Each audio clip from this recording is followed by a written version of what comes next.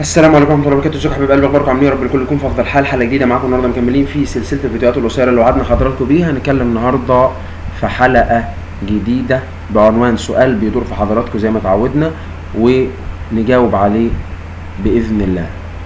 هنتكلم على ايه النهارده؟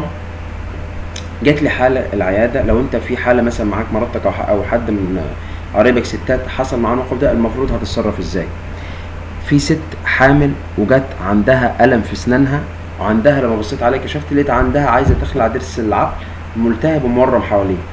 فطبعا في موقف زي كده المفروض هتعمل ايه؟ المفروض هتتصل بدكتور النساء اللي متابعه معاه وهتساله هو السليم. المفروض اللي يحصل ان هي طالما خلاص قربت على الولاده، هي في الشهر التاسع وقدامها مثلا حاجه بسيطه على الولاده، الافضل انك انت ايه؟ تستنى، ما تخلعش ايه في الوقت ده.